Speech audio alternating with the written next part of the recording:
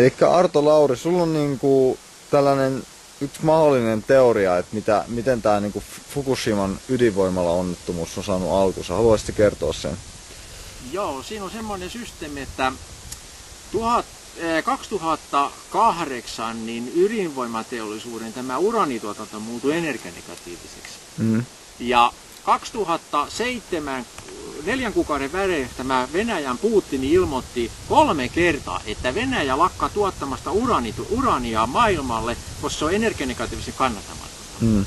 Ja 2008 lopussa kävi niin, että Putin löi hanat tukkoon ja se poisti 70% maailman uraanituotantossa kerralla. Ja Euroopassa ei ymmärretty sitä, että Putin on puhunut niin vakavissa tätä systeemiä, ja siitä tuli semmoinen systeemi, että niin nämä uraanin käyttäjät olivat ihmiset, mistä tehdään uraania. Areva ilmoitti, että heillä on räjähtäneet Sellafieri ja Super Phoenix ja Japanin syöttöreaktorit jäljitä valtavat määrät tätä START-sopimuksessa ylijäänyttä uraanipolttoainetta. Siinä oli vaan semmoinen vika, että siinä oli 3,5% tätä uraani 235 ja 6% plutoniumia. Hengenvaarallinen aine. Mutta tämä atomiaine sanoi, että ei mitään, että kyllä se käy ja hyväksytettiin se IAAlle ja sitten vietiin valtava laivanlastillinen Japanin sitä polttoainetta ja kaikki meni hyvin ensimmäinen vuoden, mutta 2009 ladattiin koneisiin, 2010-2011 tultaessa näitä ruvettiin ajamaan revisioihin näitä polttoaineella ladattuja reaktoreita. Ja siinä vaiheessa, kun niitä ruvettiin aukaisemaan niitä reaktoreita, niin huomattiin, että se tuli 3-kertainen määrä sitä jälkilämpöä, höyryä, valtavat määrät energiaa sieltä. Ja se ei mahtunut niihin alkuperäisiin driver- ja wet-well-tiloihin, missä se pitäisi normaalisti kuolentumaan. Ja sieltä ruvettiin ajamaan reaktoreita auki ja se puhalletti suoraan ilmaan. Ja siitä tuli sitten semmoinen reaktio, että näitä voimaloita ruvettiin aukaisemaan, revisio eteni, niin aina nousi Japanin yläpuolella oleva tämä ionisaatiotaso ylöspäin. Sitten tämä NATO ja IAEA, mikä kontrolloi tätä yläilmakehän ionisaatiota, niin sinne tuli hälytys, että Japanin päällä satelliitaso nousi valtavan paljon. Ja sen jälkeen ruvettiin vetämään Chemtraderilla kauhia määrä sitä uraanipaskaa sinne alas, ettei se satelliitaso nousi ihan räjähtämispisteestä, ettei typpikehä räjähdä palaamaan. Se ei riittänyt. Siinä vaiheessa, kun huomattiin, että se ei riittänyt, sitä ajettiin 2,5 päivää sen jälkeen ennen Fukushimaa, niin ajettiin kiinalaisten ja venäläisten tietojen mukaan ajettiin Harpilla sinne. 1000 megawatin koneella ajettiin yläilmakehään valtavat määrät energiaa, mutta pöllö ei tajunnutkaan sitä, että sieltä ydinvoimalasta tuleva se ionisaatiopilvi, niin se toimii niin kuin rautanaulana maadottaen kaiken se energia maaperään. Ja sieltä se meni sinne kallioperähän, se energia, kun se oli muutaman päivän mennyt, tai 2,5 päivän mennyt, niin sitten tämä maaperässä olevana kvartsikiteet, niin ne on piazzoaktiivisia. Ne rupeavat värähtelemään. Ja kun se rupeaa värähtelemään se kallioperä, niin silloin se muutui epävakaksi. Eli se tektoninen sauma, mikä on siellä Japanin alla, niin alkoi liikkua.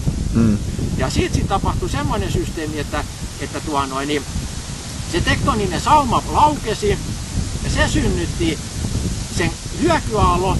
Hyökyaalto tuli Fukushiman rantahan, katkasi sähkölinjat ja sitten se teki sen homma, että se esti myöskin tämän reaktorista tulevan jälkilämmön, oli revisiossa silloin. Se sanottiinkin suoraan. Niin se jälkilämmön pumppamiseen merehen ja ne jouduivat ajamaan sitä suoraan eetteriin entistä enemmän.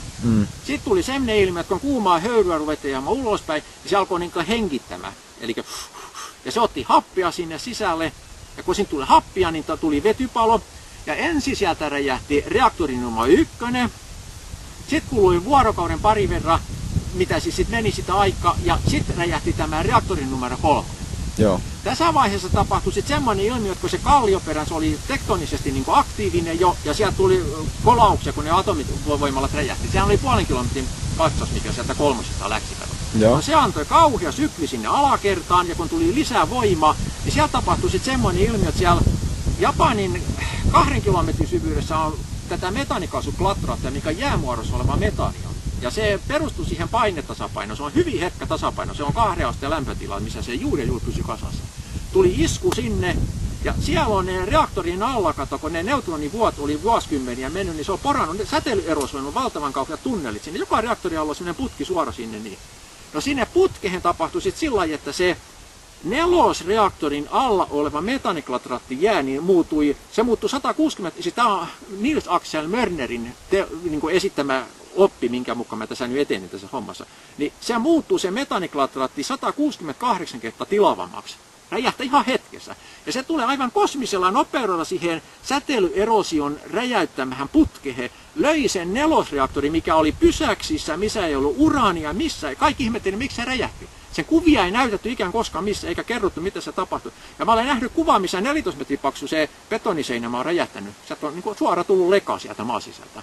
Se metaaniklatraatti tuli kosmisella nopeudella, löi semmoinen niin tikin liäki, semmoinen sinisen kilometrin korkuisen liäki sieltä suoraan sieltä reaktorin läpi. Ja siinä tapahtui sitten sillä lailla, että 15 minuuttia se löi semmoinen puolen kilometrin levyssä sen väylä sieltä läpi. Noiden voimaloiden alle, kato suoraan joka ainuvan päältä. Ja kakkosreaktori, mikä oli sitten seuraavana vuorossa, niin 15 minuuttia tästä, kun se kolmonen lensi ilmaan, niin sitten se löi vaurioita siihen kakkosreaktoriin. Ja sitten räjähti kakkosreaktorikin päälle. Ja se koko ketju meni niin kuin tällä systeemillä. Ja nyt on semmoinen systeemi, että joka ainoa maapallolla, missä ollaan esimerkiksi Olkiluodossa, niin siellä on joka puolella on noin 600 metrin syvyydessä, niin alkaa tämä epävakaa metaaniklatraatti, ja se on noin kilometripaksuinen aine siellä. Ja Saksa, mikä tajusi tämä homma ensimmäinen, ja annoi heti paniikkihälytyksen, heilo sammumattomat reaktorit, heti 9 reaktoria alas. Katsotaan, että saadaan niitä enää sammumaan, kokeili sitä. Ja ne tajusivat sitä systeemiä, että niitä ei missään tapauksessa enää voida käyttää. Ei siellä on se metaaniklatraatti holvannut se systeemi. Sieltä alkaa räjähtelemään ne reaktorit. Joo. Sitten sieltä on mennyt. Siellä on mennyt Amerikassa 10 reaktoria, Kanadassa, sieltä on mennyt Ranskassa tällä hetkellä, kun mä savuttaa 2 reaktoria. Sitten joka puolella maailma tämä sama ongelman kanssa. Mulla on sellainen kysymys, että kertoisit sä, että mikä on HAARP? HAARP on käytännössä mikroaaltouuni, mikä lähettää niin kuin mikroaaltotaajuuksia. Tämä oli se nyt alte 3 MHz, semmoista sama mitä meidän mikroaaltouunissa on, kato. HAARPin perusidea on aika yksinkertainen, eli se on niin kuin mikroaaltouuni aukasta ovi seljällä, se ajetaan kaikki eetteriin. Se on semmoinen antennijärjestelmä, se on 3 kilometriä kertaa 3 kilometriä kokoinen semmoinen antennijärjestelmä, missä saadaan semmoisia erilaisia keilasuuntimia aikaiseksi. Okei, ja mistä sitä niin kuin ohjaillaan? Se on suoraan siis lähin on Norjassa, NATO-alaisuudessa. Niitä on Jenkeissä, niitä on pari kappaletta ja sitten on Venäjällä on 2-3 kappaletta. Niitä on niin kuin maailmassa, Saksassa muistaakseni on 1, niitä on pisin pitki siellä. Ja HAARPin tarkoitus on yksinkertaisesti semmoinen systeemi, että sillä saadaan esimerkiksi, jos meillä on ydinvoimalasta tulee säteilionisota pilvi, ja se uhkaa jonkun kaupunkin päälle mennä, niin siitä HAARPilla voidaan kuumentaa se yläilmakehän 10 kilometrin korkeuden 1200-1500, jolloin se hajotetaan se ionisaatioplasma. Ahaa. Ja siellä pystytään myöskin ohjaamaan sitten näitä ionisaatiopilviä, että mihin ne menee, kun ne uhkailla suurempia kaupunkeja. Joo. Ja sitten HAARPilla pystytään myöskin tekemään tarvittaessa keinotekoisia sateita. Joo.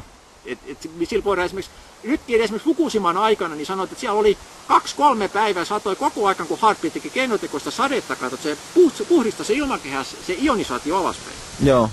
Ja sitten kontrolloidaan näitä suihkuvirtauksia ja kaikki tämmöisiä systeemeitä, eli siihen liittyy. Mutta HAARPin tehtävä on juuri nimenomaan se ikään kuin manuaalisoida sitä, mitä sentrailauksella. Se on vahvistaa sentrailauksen toimintaa. Joo, mutta mikä se käytännössä, minkälainen laite se on? Onko se niinku... Se on radiolähetin siis. Se on radiolähetin. Ja onko se jossain tuolla ylhäällä niinku kiertää, onko se vähän niin kuin satelliitti? Ei, se on maanperässä. Eli esimerkiksi Alaskahan tehtiin, amerikkalaiset tekivät siellä valtavan kauhi tämmöinen kaasukenttä, mikä koko se kaasukentän kaikki energiat niin valjastetaan muistaakseni 1000 megawatin HAARPin käyttämiseen. Ahaa, okei. Eli se vaatii hirvittävän kauheat energiamäärät ja noin yleensäkin semmoisia, siis aivan järjettömän kauheita lähettymisiä. Tämä tuli, puhutaan semmoisesta käsitteestä kuin venäläinen tikka, kun ne ensimmäisen kerran tuossa Virorannikossa rupesivat tekemään näitä systeemejä. Ja mä olen nähnyt niin sitä, se oli Jimissä, kun näytettiin, kun selitettiin sitä, että ensimmäisen kerran ruvettiin näitä säämanipuloituja ja näitä tekemään. Eli se on puhdas sotalaite. Just. Ja kuka tämän laitteen on niinku kehittänyt? Sitä on sanottu, että se perustuu jo aikanaan, Tesla on kehitellyt näitä ensimmäisiä alkeita siihen systeemiin. Aivan. Keinotekoinen, ukkonenhallinta. Sanoitte, että nyt esimerkiksi amerikkalaiset manipuloi sillä esimerkiksi pystytään pyörämyrskyn suuntimia muuttamaan. Ja sanoitte, että esimerkiksi tämä mikä hyökkäsi tänne amerikkalaisen pyörämyrskyn, että se oli niin kuin ikään kuin venäläiset, kiinalaiset olisivat hyökännyt sääaseella Amerikan kimppuun. Ja Amerikka teki omia HAARPeista torjuakseen sitä systeemiä. Ja nythän puhutaan, että Suomeenkin ollaan jo HAARP-hommamassa johonkin Kilpisjärvellä. Ahaa, eli HAARP ei ole siis, se ei ole niinku yksi niinku laite vielä olemassa, vaan yksi kappale, vaan niinku eri mailla on oma tällainen HAARP-järjestelmä. Se on on ase. Se on nimenomaan semmoinen ase, mistä suunnitellaan sitä, että ikään kuin korvaa jossain vaiheessa ydinpommia, eli ase, mitä voidaan käyttää, vaikka ei ole sotatilaakaan. Aivan. Jenkit esimerkiksi tällä hetkellä ne ryöstää naapurimaita harpilla esimerkiksi satepistoleissa. Just. Ja pystyykö tällä harpilla, niin pystyykö sillä aiheuttamaan esimerkiksi maanjäristyksiä? Joo, siis tää on niinku ihan, siis just niin kuin sanoisin, Fukushimassa tapahtui juuri tämä oleellinen, että harpilla tehtiin se maanjäristys. Ja se on kiinalaiset ja venäläiset sanovat, että he mittasivat 2,5 vuorokautta ennen kuin sieltä alkoi maa liikkumaan niistä harppipommitusta. Ja sitä on täällä netissä paljon sanottu, että Jenkki hyökkäsivät niin silmittömästi suoraan Japanin vasta sen takia, että Japani ei suostunut johonkin valuuttajärjestelmään mukaan. Aivan. Mutta tämä juuri nimenomaan, mikä siinä on, mikä tässä mun jutussa on niin se pointti, niin on juuri se nimenomaan, että harppia käytettiin käskystä torjuaksi sitä kohonnutta säteilyonisaatiota. Aivan. Elikkä huomakka tosta, elikkä siinä on juuri tämmöinen tulkintaero, ja pojat ei niin tajunnut tätä systeemiä, eli kokonaisuudessa esimerkiksi tämä ilmakehän muuttuminen rautanauloksi säteilyonisaatiosta, se muuttui semmoiseksi, että se on pari henkäys semmoista ilman, niin sä kuolet siihen. Se polttaa sinut keuhkot. Mä olen ollut Olkiluodossa näkemässä, kun satapäiset lintuparvet tulevat ydinvoimalan päälle ja vetävät siihen poistosavupipun päälle ja puttava savuavina koppuroina siihen pihalle. Joo. Vartijat tulee noukkimaan pois, alkaa koskea, ne on radioaktiivisia. Aivan. Selvä. Se on näin konkreettinen. Joo. Okei, no kiitoksia. Joo.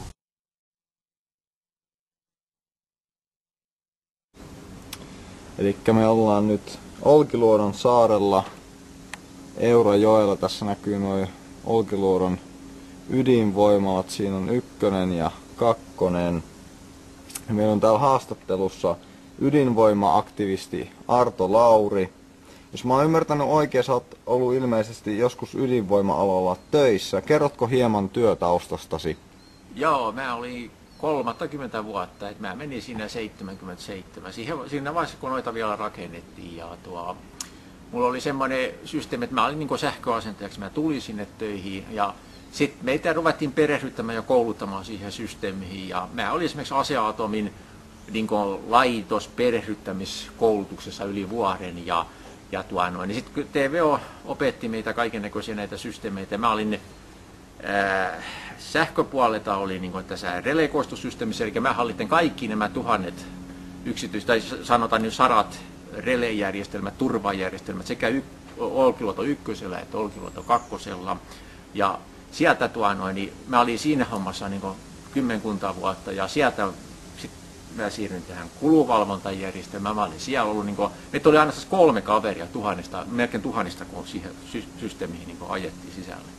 Selvä. Miten susta tuli ydinvoimaa vastustava kansalaisaktivisti?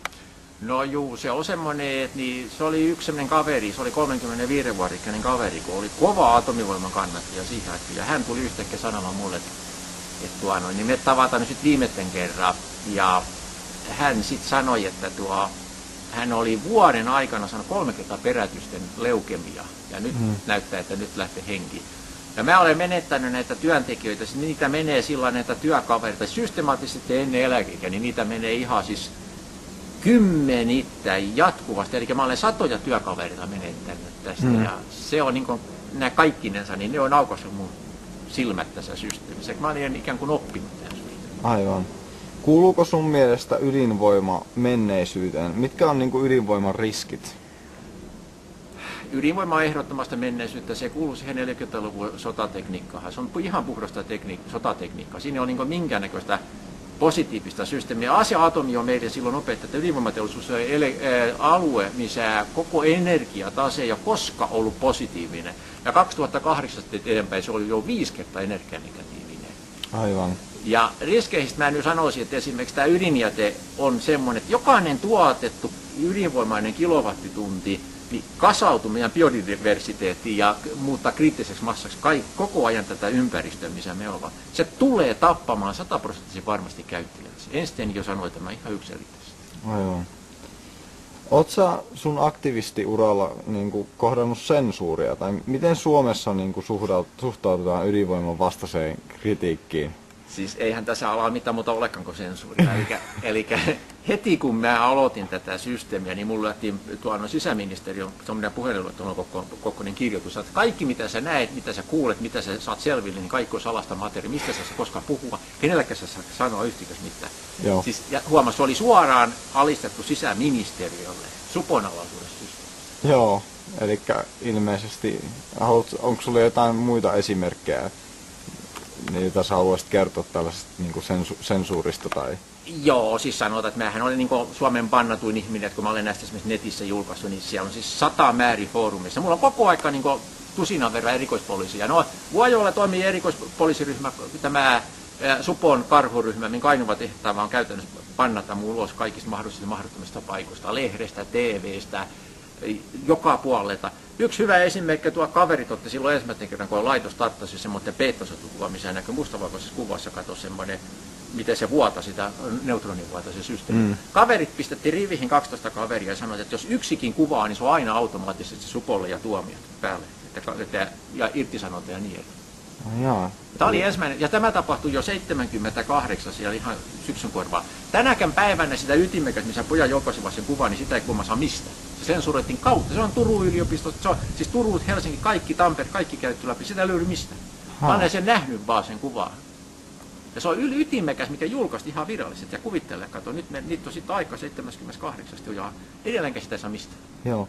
Mitä mieltä sä oot Suomen säteilyturvakeskuksesta eli STUKista? Antaako sun mielestä STUK niin kuin meille suomalaisille asianmukaista tietoa ydinvoimahaitoista sekä vaaroista? Just joo, Lahtari Laaksonenhan on yksi pahimpia petoja, mitä Suomen maaperä tällä hetkellä irti on. Eli mikä materiaali, mitä ydinvoimateollisuus ei antaa julkisuuteen. Mä oppisin se jo TV-osa. TV valehtelee siis jo periaatteestakin. Jos sä kysyy, että minkä värisiä laitoksia, niin sitäkään ei voi rehellisesti sanoa. Eli siinä on aina se periaate, että koko ajan annetaan väärää tietoa ja ihmisille ei saa missään tapauksessa muodostua minkäännäköistä käsitystä, mitä täällä tapahtuu. Aivan. No siirrytään puhumaan tuosta Fukushiman ydinonnettomuudessa. Eli mä oon itse lukenut jostain lähteistä, että kyse on niin kuin ihmiskunnan pahimmasta ydinkatastrofissa koskaan, ja nyt puhutaan niin kuin jopa 1000 kertaa pahimmasta onnettomuudesta kuin Tchernobyl. Pitääkö nämä väitteet sun mielestä paikkaansa? Joo, se on aika hyvä kuvaava juttu. Sä sanoisit, että mä olen nimittäin lukenut semmoinen kaveri, mikä mittasi Japanista tuoruista autoitteen ilmasuodattimista näitä todennäköisyyksiä, kuinka paljon siellä on radioaktiivista ainetta ilmassa. Ja hän sanoi, se oli semmoinen Japanissa asuva kaveri, ja hän ilmoitti sitä, että niin heidän mittausten mukaan puhutaan 300 kertaa Hiroshima, siis Tsernobylia suuremmasta tuhosta, ja sanoi, että se on hyvin alakanttis mitattu, ja mä laskin juuri sitä 300-1000 kertaa suurin piirtein. Eli aivan omassa luokkaisessa puhutaan. Joo. Tietyt yksityishenkilöt on mitannut tämän onnettomuuden jälkeen täällä Suomessa jopa 350-kertaisia säteilyarvoja. Miten niin tämä Fukushima-onnettomuus vaikuttaa meihin, jotka asutaan Suomessa? Että yltääkö se säteily tänne asti? Kyllä mä olen kuullut, siis mulla ei henkilökohtaisesti kovinkaan paljon tietoja, että hyvin kuvaava asia, että esimerkiksi niin Vesalta mä olen kuullut niin täältä Lovisasta päin ja sitten täältä niin Pori-alueelta mä olen kuullut, niin se nousi selvästi se käyrä, mutta siellä on tämmöisiä, mitä mä olen niin kuullut, niin 150% nousuprosentteja, eli se nousi niin selvästi siinä ylöspäin, mutta ei se noussut semmoisessa suhteessa kuin Tsernobyl, juuri sen takia, kun se pyöri koko maapallon ympäri. Aivan. Mutta se on, jos ajatellaan, niin ajatellaan että tavallaan, että niin Suomen siis maapallon puhtaammassa paikassa nousu on 50%, niin sen tietää, että se on siellä Fukushiman puolella siellä, niin se on aivan hirveä nousuprosentti. Aivan. STUK on ilmoittanut, että säteilypitoisuudet Suomessa ja muualla Euroopassa on niin pieniä, ettei ne ole edellyttänyt mitään suojelutoimenpiteitä. Onko sun mielestä asia näin? Tsernobylissä teki semmoinen venäläinen tutkija tästä siis tutkimuksia, ja hän määritteli tämä asia niin, että yksi ainoan plutoniumatomi sisään elimistöön vedettynä tappaa kantajansa. Ainoa kriteeri oli vaan se, että koska se tappaa, eli hiukan sitä aikamääristä. Niin sen ymmärtää, että nyt kato, kun siellä palavat reaktorit, siellä on todennäköisesti, niin kuin puhutaan, siis siellä on 4 kappaletta 100 tonnin siis sisältäneet uranilastit purettu, poltettu ilmakehään. Aivan. Tsernobylissä oli 800 kiloa. Joo. Miten, olisiko sun mielestä näiden virallisten tahojen pitänyt toimia jotenkin eri tavalla tämän Fukushima-tilanteen jälkeen, kun ne on toiminut? Olisiko meitä niinku pitänyt varoittaa tai onko se niinku kyse siitä, ettei meissä haluta lietsoa sit paniikkia? Ei, kyllä tässä on niin ihan suora, että kuinka paljon siis Stuki saa lahjusrahaa ja sen mukaan toimitaan. Eli siinä on ihan kylmästi tämmöinen systeemi, että ihmisillä olisi tähän Japanissa olisi tarvitse heti tehdä tämä laajamittainen tämä evakuointi. Se olisi todennäköisesti koko saaren tarvitse evakuoida. Sitten olisi tarvitse nämä ruokastandardit. Kato, nehän nostettiin heti Suomessakin 20 kertaa sitten arvoa. Amerikassa nostettiin tuhansissa kerroissa. Siis siinä on tehty kaikki mahdolliset ja mahdottomat virheet, mutta ne tekee sen tahallas. Eli siinä on tarkoitus taas ajaa jotakin semmoista systeemiä, että jos niin muutama miljoona ihmistä. Tuossa on laskettu, että Tšernobylissä on kuollut tällä hetkellä 1 miljoona ihmistä ja sanotaan, että jos tämä on 300 kertaa suurempi, 1000 kertaa suurempi, niin me voidaan laskea, että tässä menetetään Euroopan kokoinen väestömäärä tämä Fukushima. Ja niistä olisi varmaan voitu iso osa välttääkin sillä, että olisi jotakin tehty, jotakin konkreettista siihen systeemiin. Aivan. Viimeisenä kysymyksenä mä haluaisin kysyä, että onko Suomessa sit meillä niinku säteilyvaara tällä hetkellä? Ja miten, niinku, jos näin on, niin miten tavallinen ihminen voi minimoida tämän säteilyn niinku haittavaikutusta? Se on semmoinen systeemi, että tässä ei ole oikeastaan mitään muuta tehtävissä kuin se ydinvoima, Saksan mallin mukaisesti mentävä. Eli koko maailman globaali ydinateollisuus on ajettava alas. Mä olen kuullut juttua, Ranskassa palaa tällä hetkellä useita reaktoreita, Jenkissä palaa 10 reaktoria, Japanissa on 36 kappaletta paskana. Niitä paukkuu niin papattia joka puolella maailmaa. Me ei ole niin missään mistä tämä johtuu sitten, että niitä on niin alkanut räjähtämään? Tai... Joo, siis kävi sillä lailla, että 2008 niin Venäjä sanoi, että he lopettavat tämän energianegatiiviseksi tulleen uraanituotannon kokonaan. Eli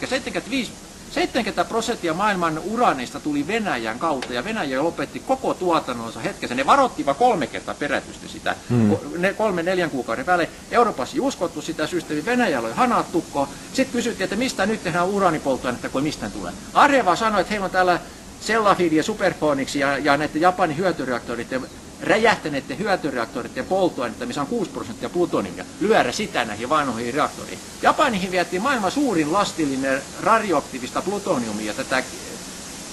Tämä on niin START, aseiden purkusopimus, uranijätettä ja plutoniumjätettä ja pistettiin reaktoriin. Ja nyt kun ne aukasti ne reaktori ensimmäisen revisioikan, yksikään reaktori pysähtyi. Se katastrofi lähti siitä liikkeelle. Ja sen takia tällä hetkellä joka puolella maailmaa, kun tästä on kulunut, siis 2009, siellä jossain niitä ruvettiin lataamaan niihin. Ja nyt kato, kun ne reaktori aukasta, niin sieltä on 3-kertainen määrä energiaa ja höyryä, mitä pitäisi. Kaikki tilat, mitkä on laskettu alamitoitettu. Tämä atomianne erotettiin muuten juuri tämän takia. Eli atomianne, tämä Arevan pääjohtaja, annoi tämän plutoniumtuotteen markkinoille. Ja nyt mä kuulin juttua viikko sitten, niin Sellafieldissä sanoitte, että siellä on se, missä se Arevan MOX tehdään, niin se kierrätyssysteemi, niin sanoit, että se tehdas on lähty alas, että kukaan ei osta enää uraanipolttoainetta heiltä. Ja se on juuri se yksi niistä pääsyistä, minkä takia tämä ongelma tuli, että se polttoaine oli täysin tilanteessa sopimaton. Poltettiin täysin edesvastuuttomasti vanhoissa IAEA hyväksyi tämän järjestelmän. Aivan. Ja siinä on nyt sitten semmoinen juttu, että nyt sitten, niin kuin sanoisin, Amerikassa siellä on Kanadassa on räjähtänyt atomivoimalla, siellä on räjähtänyt. Ja sen takia USAssa joka puolella, ja siellä on koko ajan niin tietosulku päällä tämän takia, että näistä saa puhua yhtiöitä. Mä kuulin juuri nyt esimerkiksi juttua, että niin kuin, kato, tässähän räjähti 1,5 kuukautta sitten, niin oli niin sanottuja muuntajapaloja Ranskassa, ja sanotaan, että ne ydinvoimalla savuttaa edelleenkin. Siellä on kaikki reaktorit auki ja savutulos. Siinä näkee lausuntoja, ja ne on juuri tämmöisiä, mistä niinku... Siis... Ilmeisesti tämän Fukushiman onnettomuuden myötä on sitten niinku globaalisti herätty tähän, että meidän pitäisi niinku päästä ydinvoimasta eroon, ja että se on vaarallista. Siis se on niin kuin Einstein jo silloin sanoi kuolinpotilas 50-luvun puolivälissä, niin hän sanoi suoraan, että ydinvoimateollisuudessa tulee tappamaan käyttäjänsä piste. Siinä ei ole mitään muuta vaihtoehtoa. Aivan. Eli nyt timeri on käynnistynyt silloin 50-luvulla ja nyt ruvetaan olemaan siinä mallissa, että Siis ei ole mitään muuta vaihtoehtoa kuin se on se Saksan malli. Siellä on nyt tehty jo Saksa, Itävalta, Norja, Tanska, Italia. Siellä on iso Irlanti, siellä on valtavat määrät tämmöisiä maita, mikä on alkanut tajuamaan tämä systeemi. Saksakin pisti paniikissa heti 9 reaktoria alas. Ja Saksa pisti juuri sen takia ne alas, kun se tajusi, että heillä reaktorissa on sitä sammumatonta polttoainetta. Tuolla Olkiluodon laitoksessa, ykkösessä ja kakkosessa, niin todennäköisesti 20% sitä sammumatonta MOX-polttoainetta. Se on täysin laitonta tavaraa, siinä on plutoniumia aivan liikaa, se on hengenvaarallinen laitos, mutta niistä ei puhuta mitään. Aivan. Ja se sammui vaan sattumat. Näillä molemmissa laitoksissa on ongelmat. Ykkösessä on räjähtänyt laakereita, tehoja on 20 megawattia hukkaissa, siellä on tektonikka, silponnut laitteita. Kakkoslaitoksessa generaattori täysin palannut. Se on ihan ja sanoa, että nyt yritetään pistää sitä vanhaa loppu, kun KPA-varasto, mikä on tuonut ihan vasemmalla tuommoinen pienhylly. Siellä on perusremontti meneillä. Se on se, minkä ilmiön on silminnäkijäraportissa. Ja siellä on 1 000 000 kiloa ydinvoimalla. Kato, Japanissahan räjähti 4 kappaletta tämmöisiä KPA:n kaltaisia tämmöisiä ydinjätevarastojakin. Eli siellä meni 4 reaktoria paskaksi ja 4 ydinjätevarastoa. Eli siellä savua 8 kappaletta niin laitokset jo tälläkin hetkellä. Joo, selvä. Kiitoksia tästä haastattelusta. Joo, ei mitään.